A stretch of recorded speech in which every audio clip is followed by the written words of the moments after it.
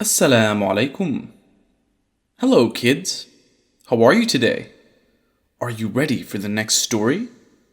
Insha'Allah, I'm going to tell you the story of Prophet Uzair alayhi salam today. Are you ready, children? Now listen carefully. Bismillah. The story of Prophet Uzair alayhi salam. A long time had passed after the death of Prophet Isaiah alayhi salam. The people were now being led by Prophet Uzair alayhi salam. The people loved him very much and followed his teachings earnestly. One day, Prophet Uzair alayhi salam headed to his farm, far away from the town he lived. He left early in the morning and traveled through the desert on his donkey. It was a hot day and the sun shone brightly. By afternoon, he reached a deserted town. When the Prophet looked around, all he could see was old and destroyed buildings and bones lying everywhere. He was really tired, so he decided to take rest under a tree. He took out his food and started eating it. After some time, the Prophet stood up and looked around. When he saw the ruined city, he was sad. How could Allah subhanahu wa ta'ala bring back life into the city? He wondered.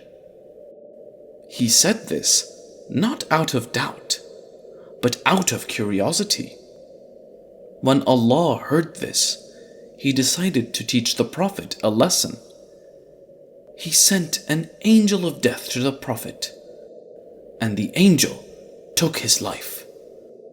The Prophet lay without life under that tree for 100 years. In the meantime, his donkey died, and it turned into dust, except for its bones.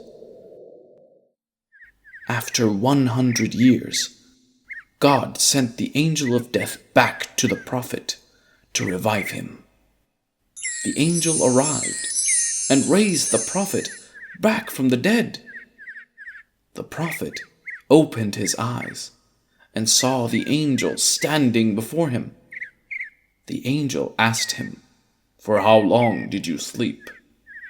"A day or part of a day." He said this because he knew he had slept early afternoon, and now it was late in the afternoon. "You remained asleep for 100 years, said the angel. The Prophet was shocked to hear that. He realized that it was by the power of God that he came back to life. He then ate and drank from the food he brought with him. Then the angel revived his donkey as well. The Prophet learned a lesson that day. Allah had made a sign for his people. He then rode on his donkey back to his native town. But he was not quite ready for the surprise waiting for him. The Prophet had been gone for 100 years, and in that time the whole town had changed. He rode on his donkey and passed through the town. There are new buildings everywhere, and he couldn't recognize anyone in the town. He rode toward his house, hoping someone would recognize him. When he reached his house, he couldn't recognize anyone there as well. "Who are you?" one of the women asked. "I am Uzair," he replied. "We don't know anyone by that name," the woman replied. She asked others in the house if they knew him, but they shook their heads and told him they don't know him. The Prophet saw an old woman who was blind and crippled sitting outside the house. When he looked closely, he realized that this woman was his maid. She had grown so old, and she couldn't see or walk either. "Isn't this the house of Uzair?" he asked her. "Yes, it is," she said. "But people have long forgotten about him. He was gone around 100 years ago." "I am Uzair," he told her. "Allah had taken my life, and now after 100 years, He has returned it to me." The old woman was confused. Even though she was able to recognize the voice, she still couldn't believe him. How could she? The Prophet had been away for not 1 or 2 years, but for 100 years. So she told the Prophet, "Allah used to answer Uzair's prayers. If you are Uzair, then pray to Allah that I might see." The Prophet agreed and prayed to Allah. He stood up and placed his fingers on her eyes, gently massaging them. Then he took her hands and said, "Get up by the power of Allah." She opened her eyes, and now she could see. Her blindness was gone. Then she stood up and walked as well. The old woman couldn't believe this. She told the Prophet, "Yes, what you are saying is the truth. I bear witness that you are Uzair." The Prophet then asked her the whereabouts of his children. She told him they were doing quite fine. His eldest son was 118 years old by now.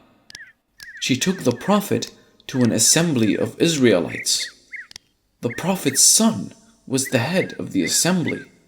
Even his children and grandchildren were part of the assembly. The old woman introduced the Prophet to his sons. "This is your father." His sons were baffled. Their father was dead for almost 100 years by now. How could this ever happen? They were confused.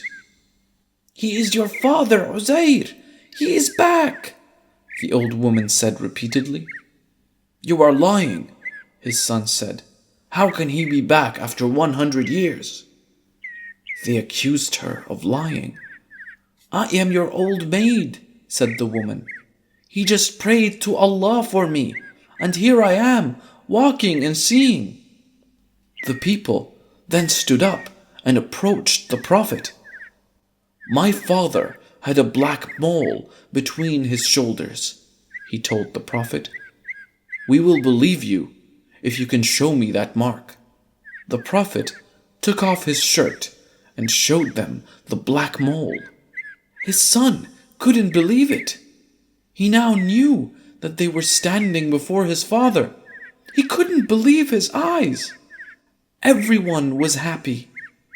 Many of the young men gathered there had never met the Prophet, but they had heard stories about his wisdom from their parents. They had another reason to be happy as well. Uzair was sitting under a tree, and the people were standing before him. While the Prophet was asleep, Nebuchadnezzar, the evil king of Babylon, had destroyed all the copies of the Torah to destroy their religion. No one remembered the Torah now. The only copy left in the world was buried somewhere only the Prophet knew. "Allah is truly great," one of his grandsons said.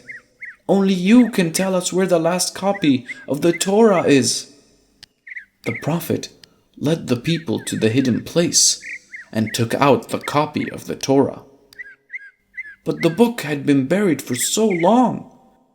Its leaves were rotted and the book itself crumpled.